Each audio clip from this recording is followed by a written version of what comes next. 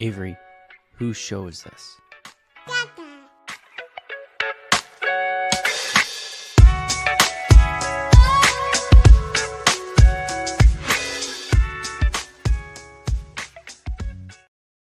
And we're live. Welcome, everybody, here to the Lakers Lounge podcast. I'm Anthony Irwin, Senior Lakers Insider for Clutch Points, joined on this fine Wednesday afternoon, my time, late morning, your time, by Ethan Strauss, House of Strauss. He has one of the most productive and successful Substacks out there. I really enjoy his insights. He always comes at stuff from a very unique angle. And he's one of my favorite people to just DM when I just have random thoughts that I just have to get off my chest. Ethan, thank you very much for hopping on. Thanks for having me. I like being on. Last time we were talking about that craziness, I believe, with the Dan Hurley to JJ Redick to Woj, whatever that was about a year ago. And it was very nice to see the reactions from your passionate Laker fan audience. So I'm happy to be back. I can't believe it's been that long. I know. It was a whole season ago. That's my bad. You know, my bad on that one. You also have on Fridays random offense or offense, depending on which intonation you want on there. It's a live YouTube show that you do on Fridays as well. Just really quickly, what's that about? It's a little bit more like this than my standard podcast. You've got a live stream with people interacting with you.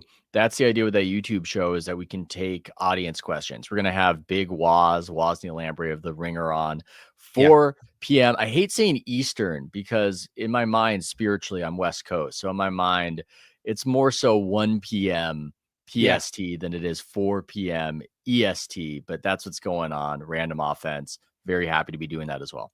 Stand against the man. Just you're a PST guy. It doesn't have everything doesn't have to be based on the East Coast. But today on the show, we're going to be talking about a trend that I have noticed with these NBA finals from the people who cover the sport, where it feels like, if you aren't willing to go so far as to call this the most exciting finals matchup ever, that you deserve scorn. I've thought that a lot of the stuff has been pretty performative. The proactive stance that NBA ratings don't matter, mostly because the ratings in these finals are going to be bad. And then I want to talk about why I do think ratings matter in these conversations.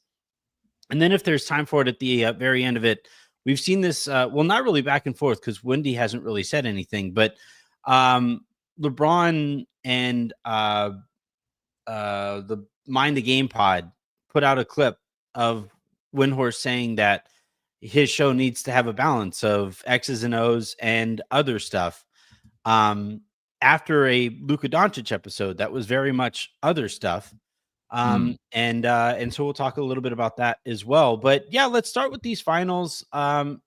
It's two small markets. It's two teams that your casual NBA fan do not know very much about.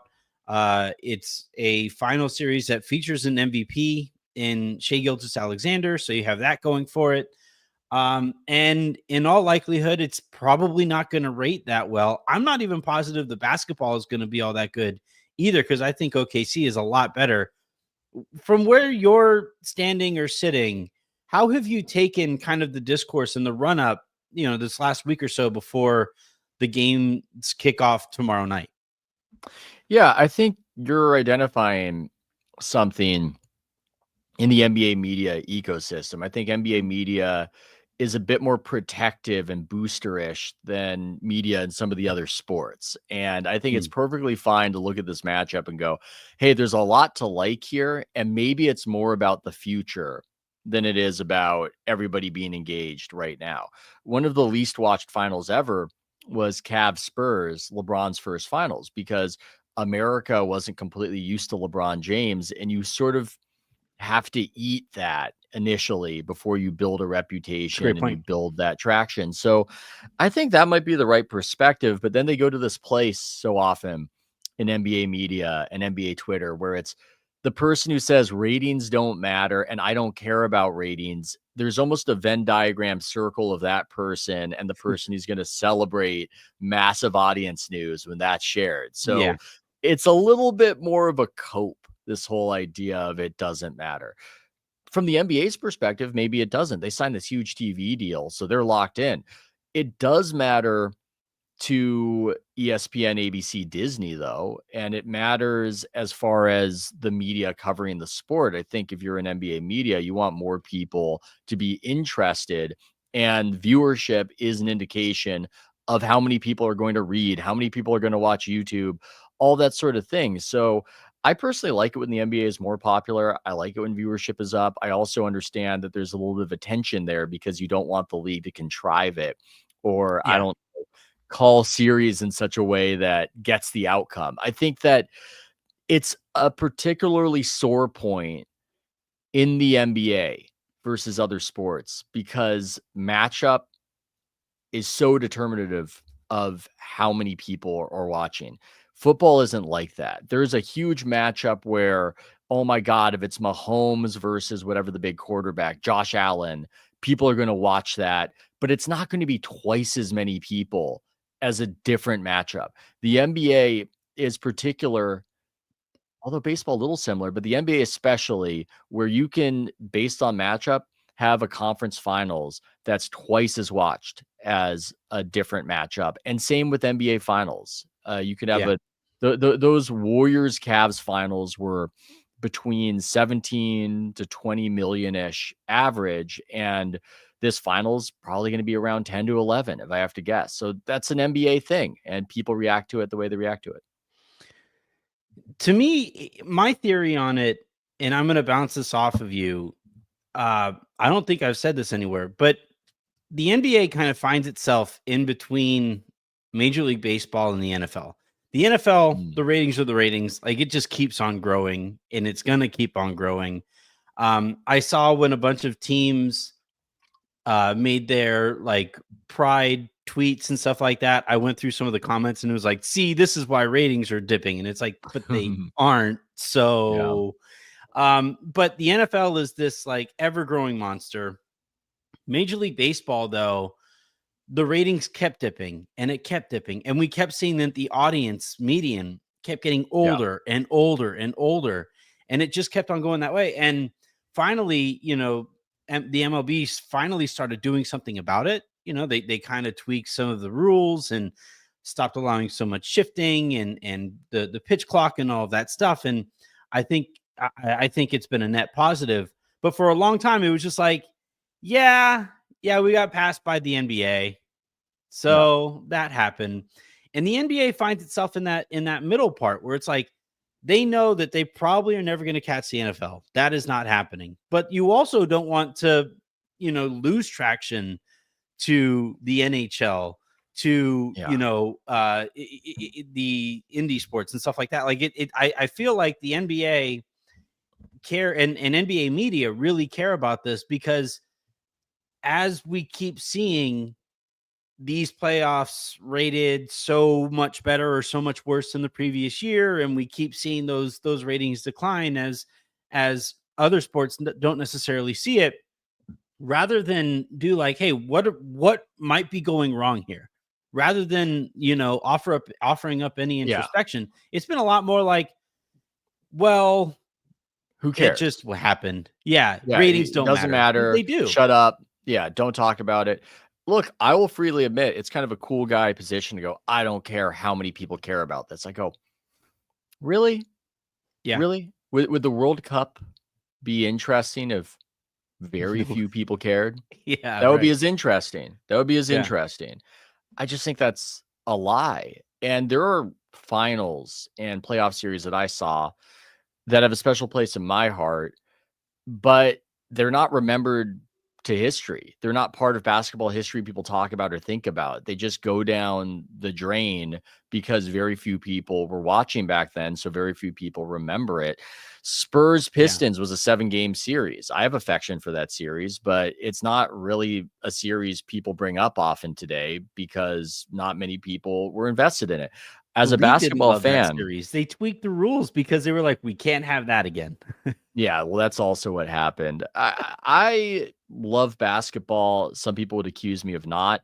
I think there's this conflation in the social media age of if you notice something or criticize something, then you want the worst outcome for it. And my intuition is the opposite. I think that it's Yeah. easier sometimes to make good decisions when you're getting correct feedback versus just being told everything's great, everything's wonderful when maybe it's not so wonderful.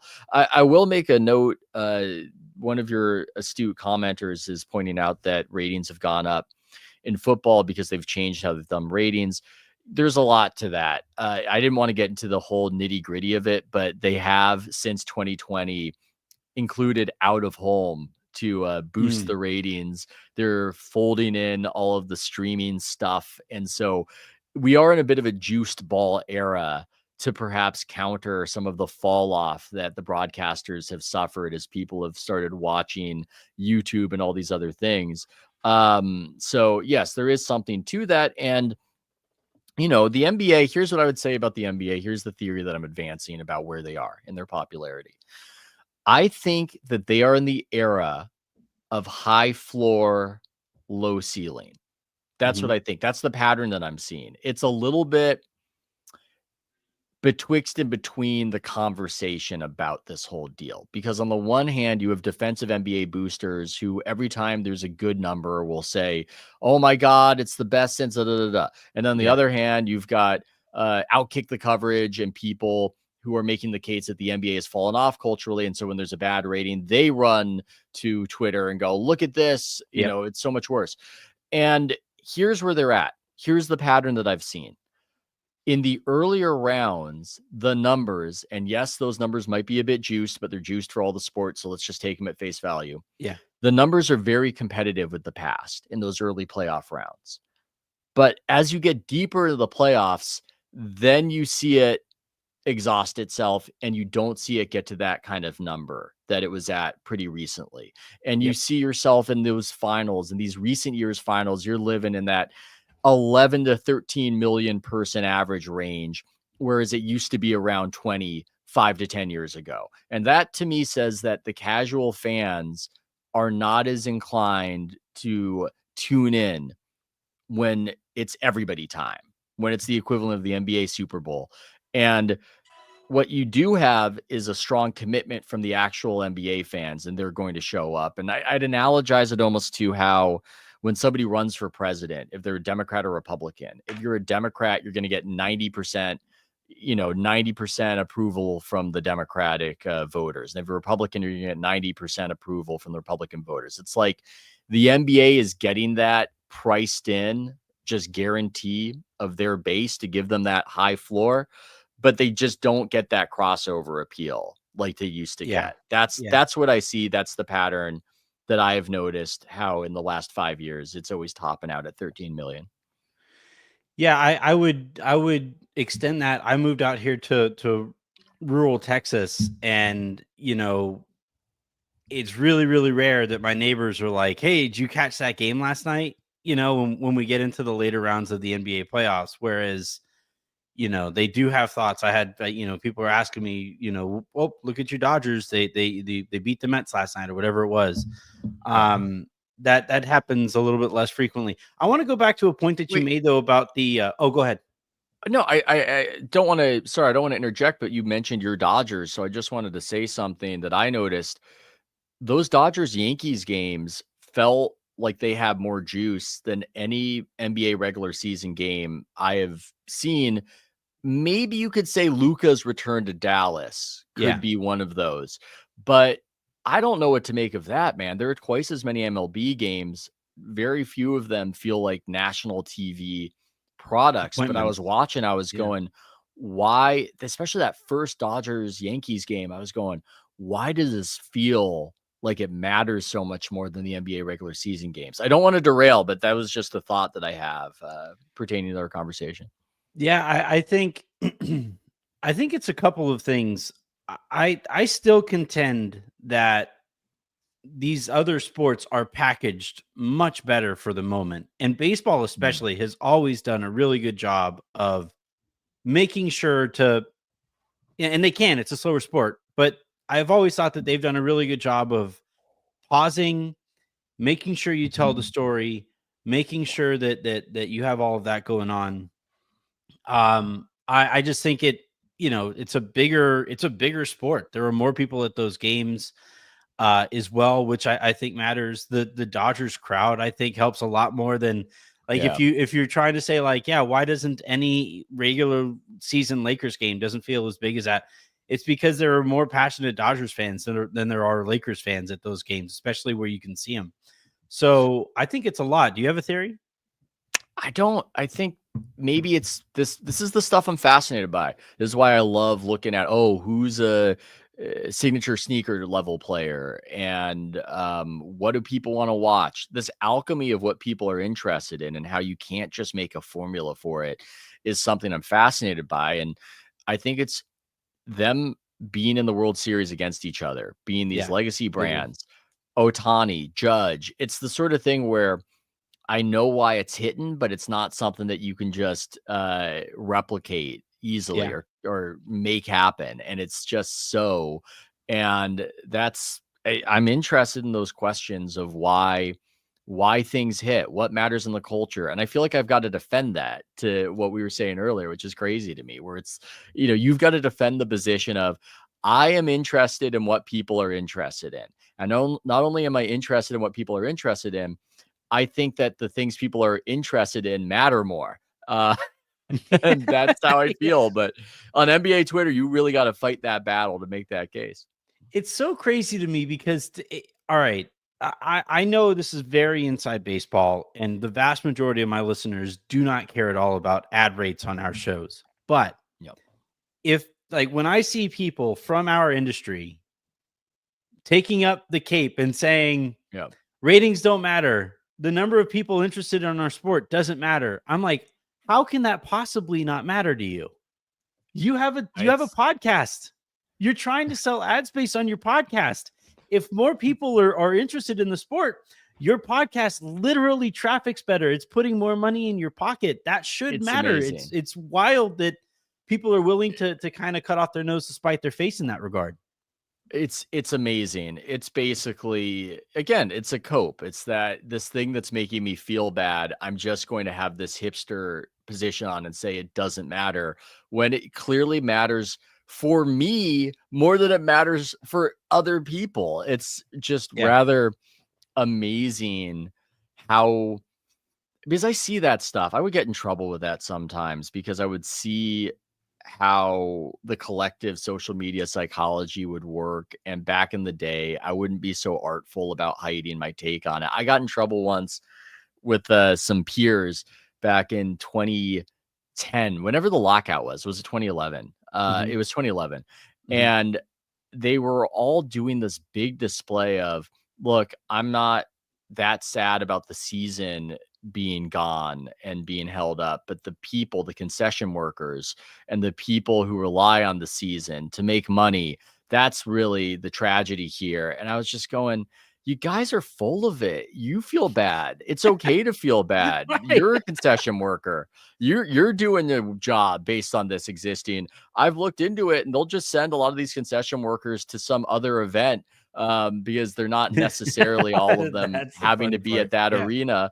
And you're just wearing the mask of somebody you think is more sympathetic to vent your own feelings. And you just see people kind of, in a way that they don't think is that transparently put on airs out here to defend whatever they're insecure or feeling bad about. You see these things.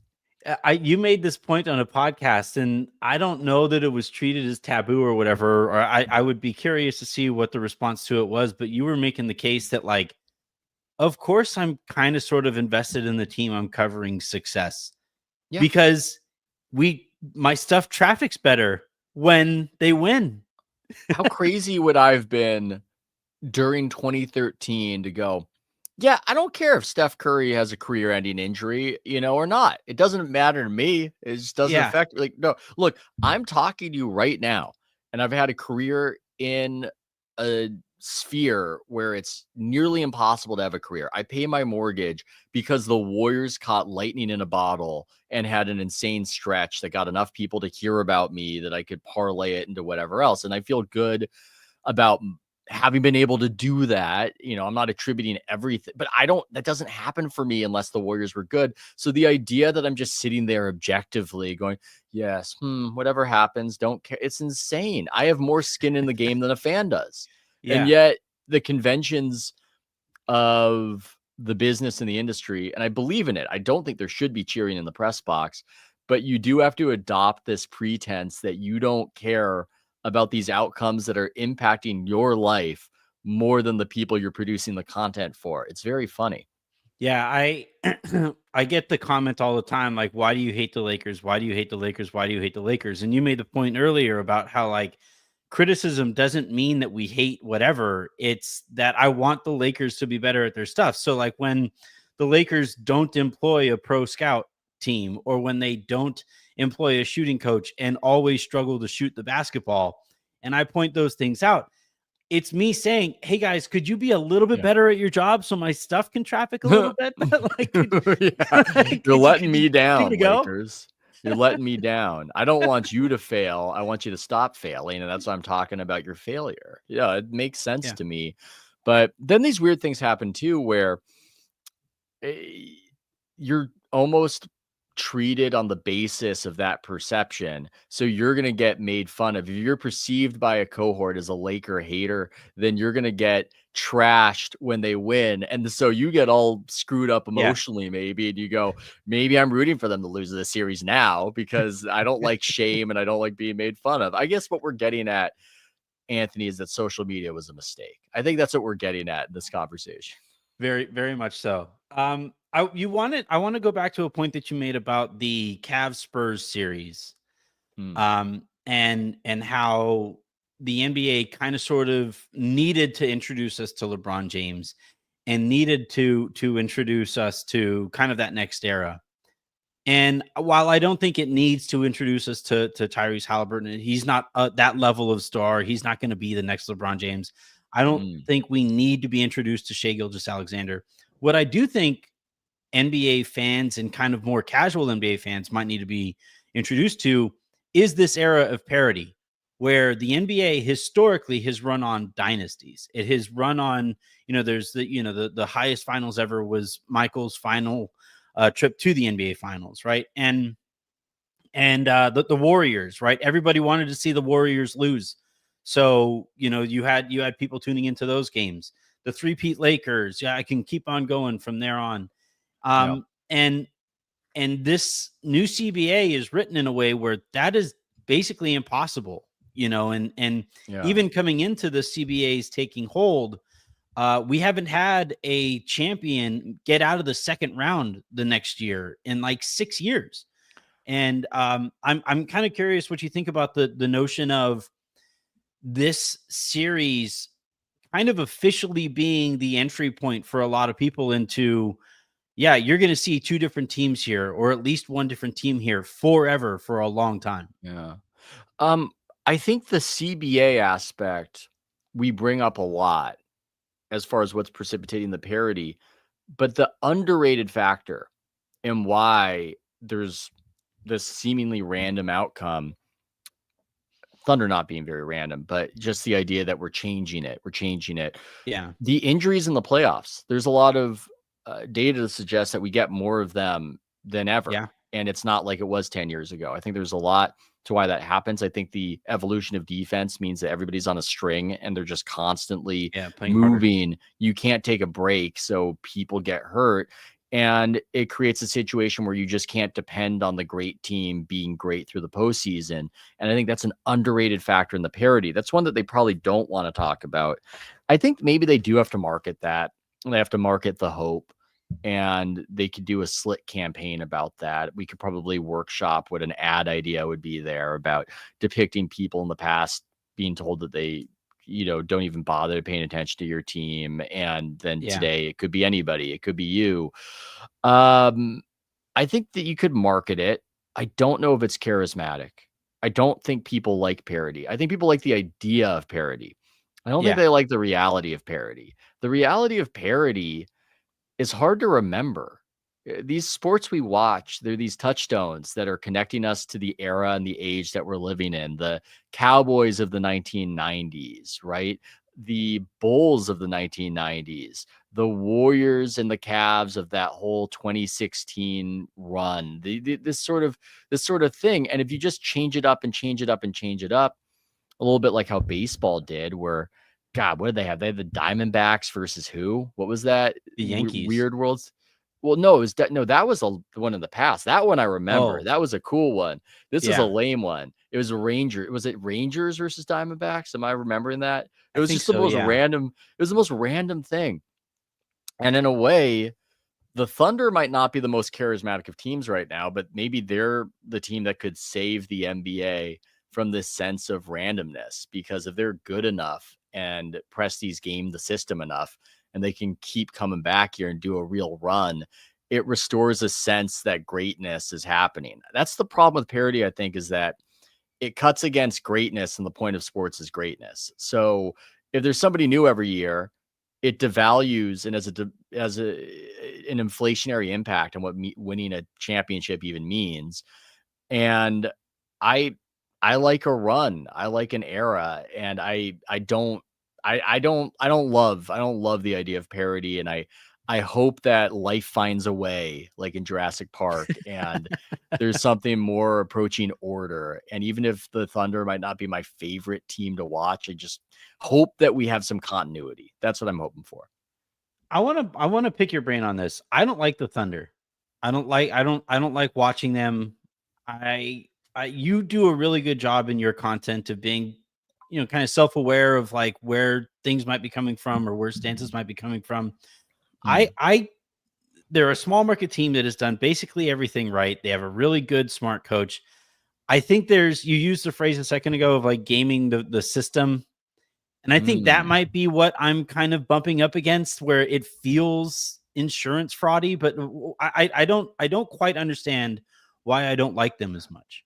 Well, I think with them, the obvious, what do I want to call it? Rule massaging or whatever the gaming the system is.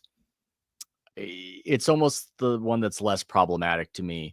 I get more frustrated. Man, I feel uncomfortable saying this because I have a lot of respect for the Thunder and what they've built. And Yeah. in a way, I'm rooting for them to have continuity. But I don't like how Dort just grabs people.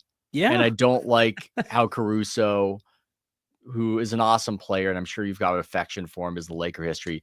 I don't like how it almost seems like the Thunder have approached this as, if we foul on every play from the jump ball, they're not going to hold up the game in a playoff series and give a guy 6 fouls in 6 possessions. And so we Yeah. will set a baseline where this is normal. The NBA tweeted out some clip of Caruso. I can't even remember what it was. It's, locked in or something like that, where he was guarding Yeah. Anthony Edwards, and people were reacting, going, "This is absurd. He's bear hugging him. Like, this Yeah. is Yeah. insane." It And you can was, say like physical. Caruso can't be screened. And it was Yeah, he can't because be screened. It's like, yeah, you know what? It's really easy not to be screened when you just jump into the offensive player and bear hug him. That's a way, when you're closer to the offensive player than can humanly be possible. I mean, yeah, that's a way not to get screened. And so that's on the NBA uh, to call fairly. But I think that spoke to this frustration where you're being smart about human nature. You're understanding that they're not going to call it. They're not going to call it by the letter if you establish that baseline. And I think people see them taking advantage smartly. And then on the other end with Shea and the way that he sells contact, I think that there was among basketball aficionados frustration. I don't know how the public at large feels about the Thunder. I don't know if they feel about the Thunder yet, but I certainly understood. I understood why people got frustrated with that. Yeah, it's the combination, I think, of everything you're talking about, the increased physicality, but then they also fall a lot. It's why I don't like Joel Embiid. He's this Mm. physically imposing guy who is constantly imposing his will on whoever is guarding him. But then as soon as they make contact with him, he hits the floor.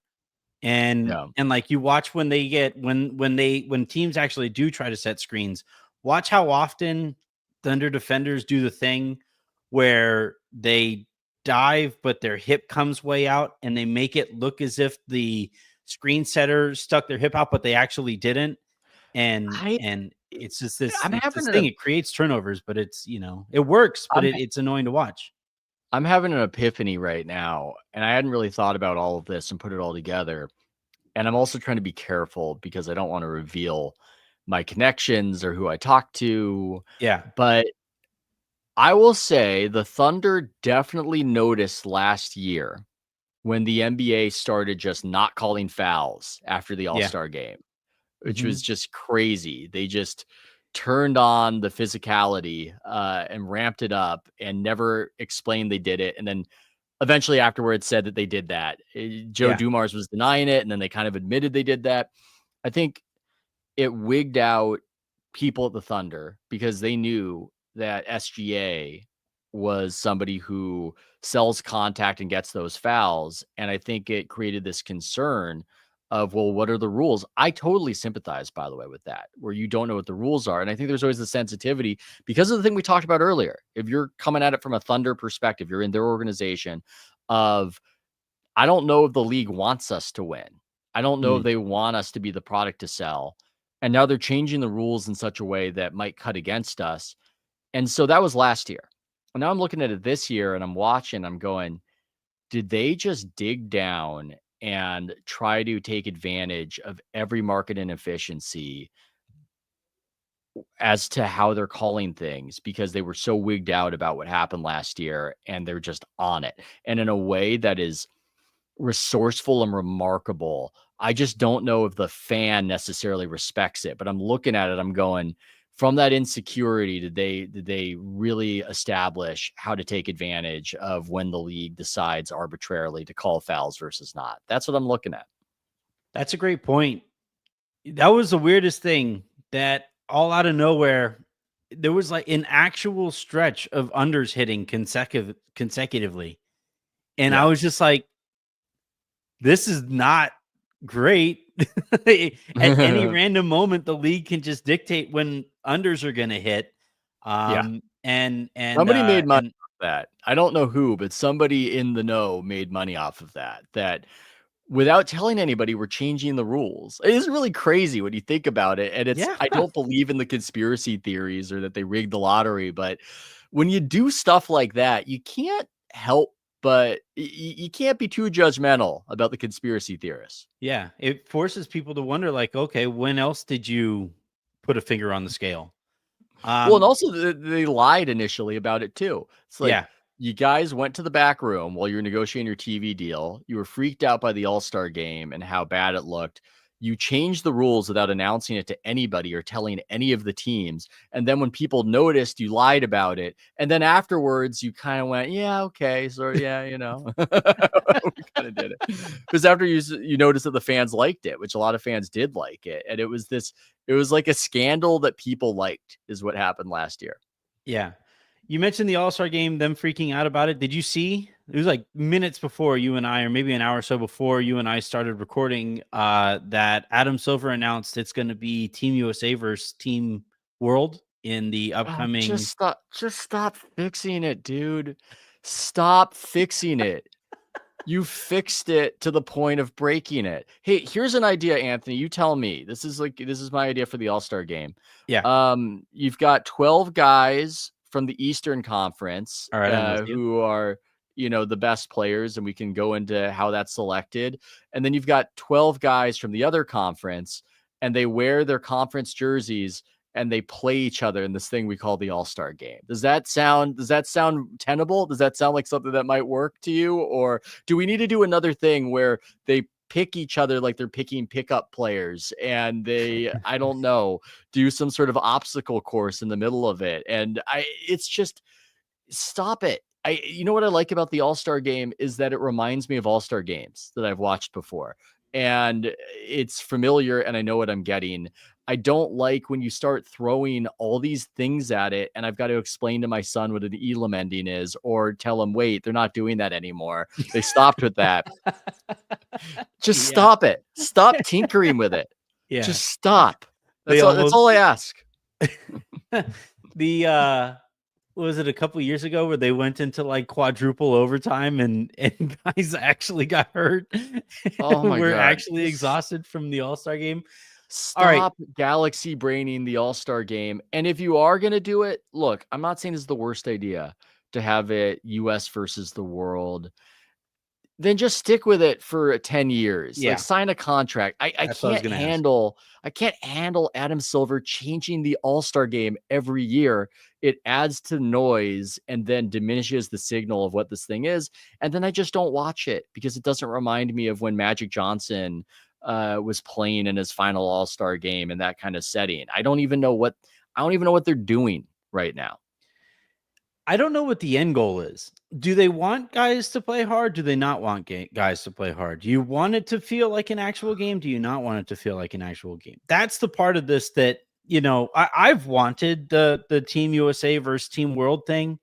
And if this was like the first tweak, then I'd be okay. All right, Yeah. let's give this a go. I think there's a way to sell this. I'm really excited about. I do think you might get enough pride in country to have guys try a little bit harder in this matchup.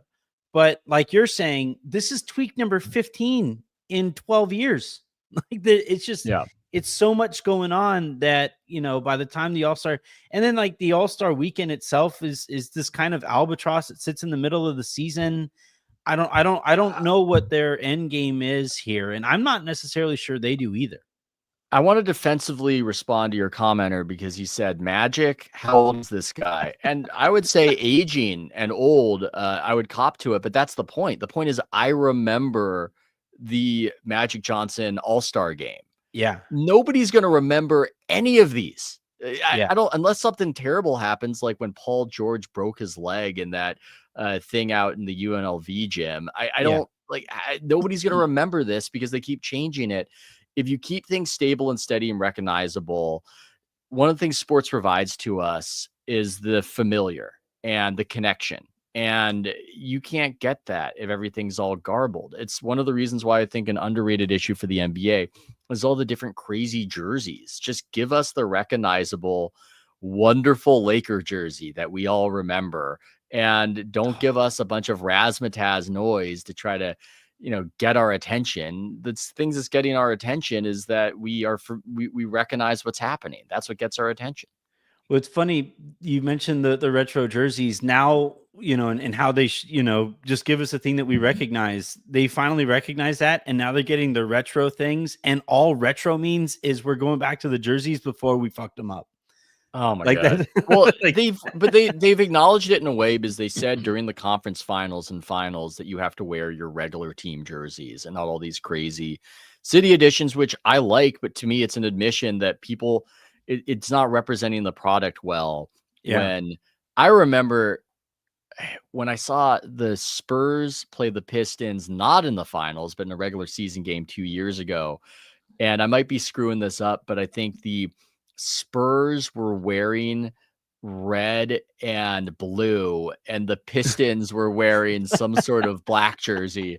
And I'm just going, I can't even process what's happening. I just, can we just give them the regular jersey? We didn't need to fix this. Stop fixing things. Nobody asked for this. There was nobody going, I love the NBA, but what would really make it a special experience for me is if the jerseys, every time I tune into a game, bore no relation to the team colors and jerseys that I've been rooting for years. That's what would really put this over the top for me.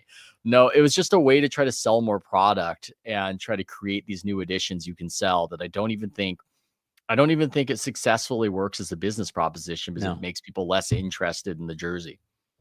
Yeah, I remember, I forget which game it was, but I tweeted out a screen grab of this, and the home court was one set of colors, and the away team was wearing that set of colors, and the home team was wearing a different edition of jerseys.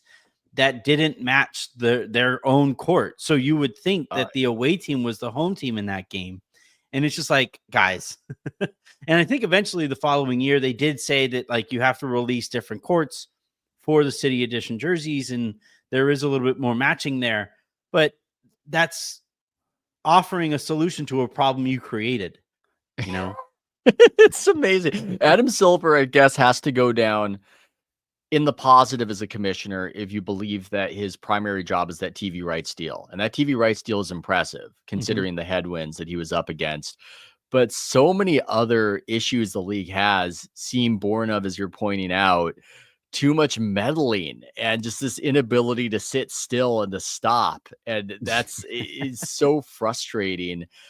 Trotsky, the Russian politician, his strategy was to always come up with a new scheme before people have caught on to the other scheme failing, and that just perpetuates itself. And that's what the NBA feels like, where there's always just a new thing to distract you. And we're doing this, okay, now we're doing that. We're doing G League Ignite, now we're doing this, and it's just can you just settle down? It's okay. Yeah.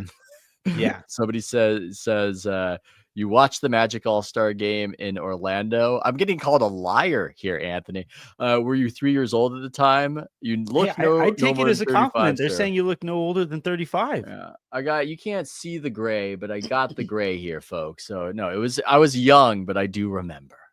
So it was just, you get those formative memories. In fairness, that was the biggest. We thought we were going to lose Magic. Like we thought that was it. We thought that was the swan song. That's a good point. That is a crazy thing now that I think about, because how old was I back then? I might have been 8 years old back then, but it was a crazy thing at that age to be aware that there's this thing called AIDS. So I don't know any difference between AIDS and HIV. In my mind, AIDS, Magic Johnson has AIDS and he's going to die. Yeah. And you have Karl Malone out there, like, confirming those beliefs, publicly. Yeah. There's a reason that memory is formative, is because that was such a wild moment in especially I'm a Lakers fan. Like I was watching that game and my parents were crying with every three that he was making, because that was literally, we thought we were losing Magic Johnson. So and in the monoculture back then, that was just this huge thing. In a way that, I don't think USA versus the world is gonna. While you were talking, I was trying to think of like the last memorable moment for me in All-Star Games history, and I would probably, like, Steph had that 50-point game, but even that was a little. I would say I would probably go back to Kobe blocking LeBron. At the 3-point line.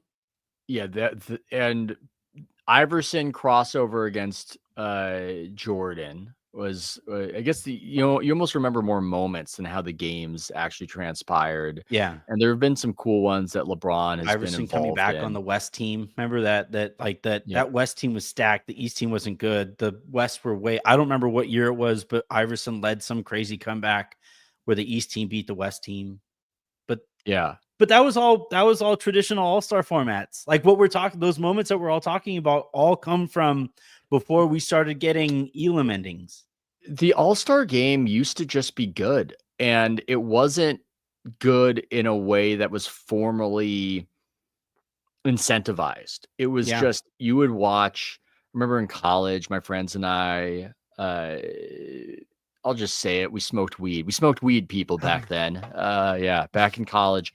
And we would just watch the All-Star game, and it would start off loosey-goosey without defense. And then slowly the screws would tighten. And it was like they had this way of just knowing how to do that, knowing how to take it from this exhibition and where nobody's really trying, but you're keeping the score tight, to fourth quarter, we're actually trying to win this thing.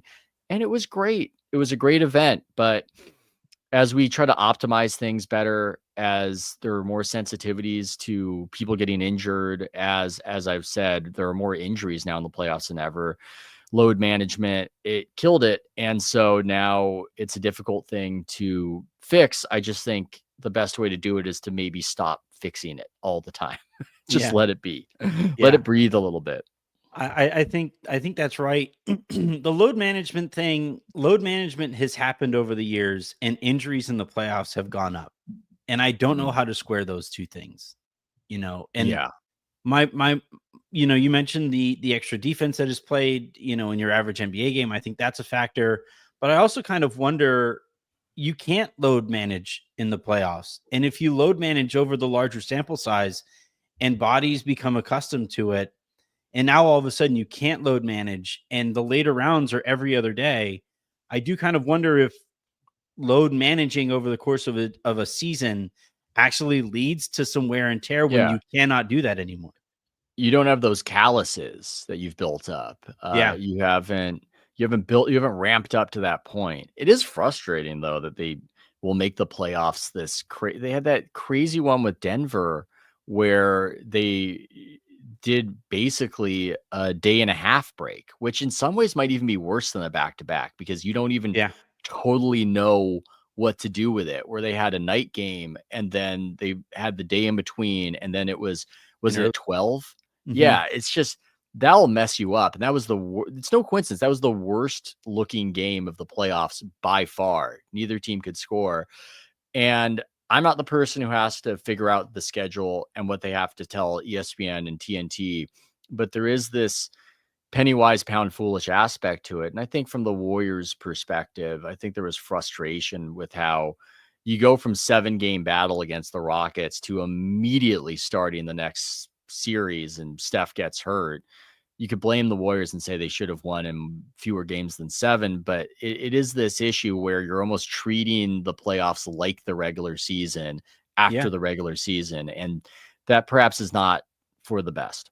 Well, and again, normally if you have a game 36 hours prior, your stars don't play in the next game.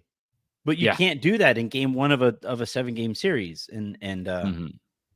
But anyway, all right, last thing I want to talk about really quickly before we get you out of here. You have LeBron James has now sideswiped Brian Windhorst a couple of times.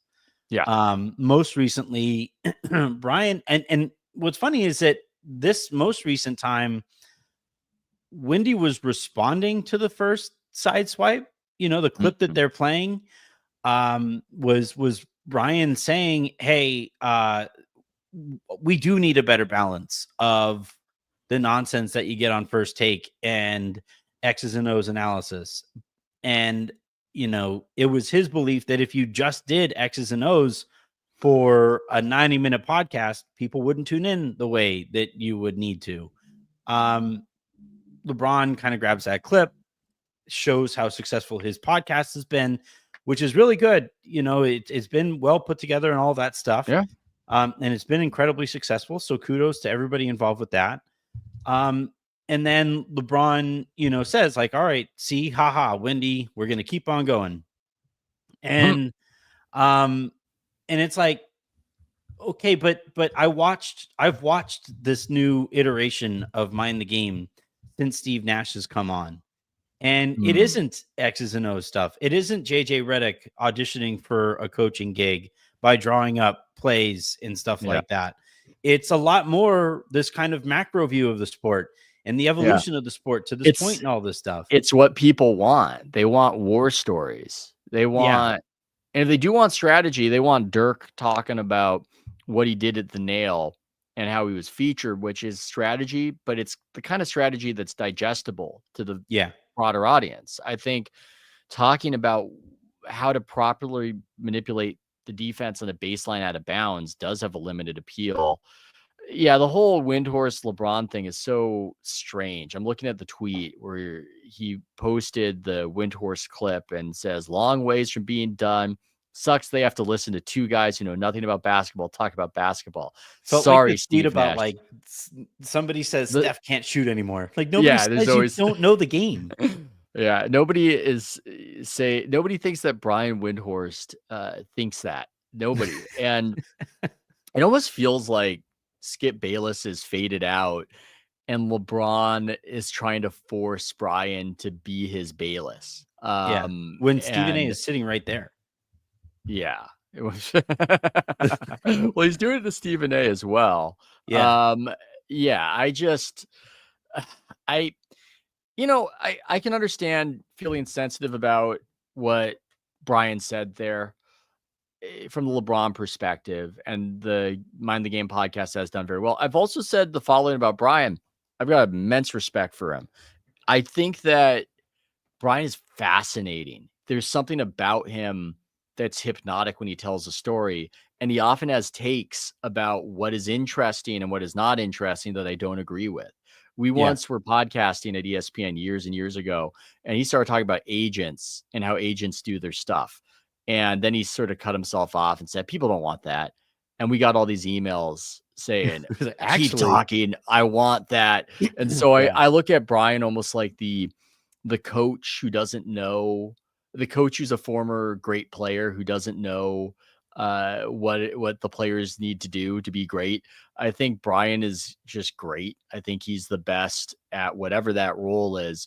But if Brian told me this is what people are interested in, I wouldn't necessarily agree with that assessment, but I would also know that somehow he can just channel something and be amazing at TV and analysis in a way that appeals to a broad range of people. So that's my thought on it. Well, somebody accused me of this anyway. I'm about to be biased. I am biased. I have a friendship, I would say, with Brian. He's one of the nicest people in this sphere. Yeah. And like I do get a little like there was those clips of the Knicks fans who were bugging him on his way out of MSG, and Yeah. you come to find out that they were actually throwing shit at him too, and in some cases actual shit was being hurled at him in those moments. And it's like, yeah, I don't appreciate that with people that I am friendly with. So yeah, LeBron. The other thing too is And I by the think way, Brian has gone pretty far to be kind of pretty fair with LeBron, I feel like.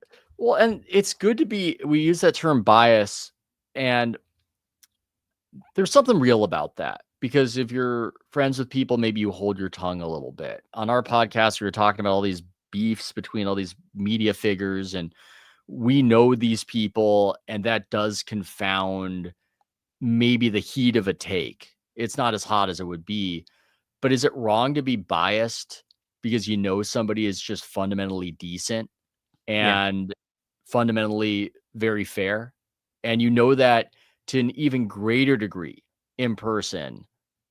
I don't think that, maybe that's a bias, but that's the kind of bias that should be incorporated. I know Brian Yeah.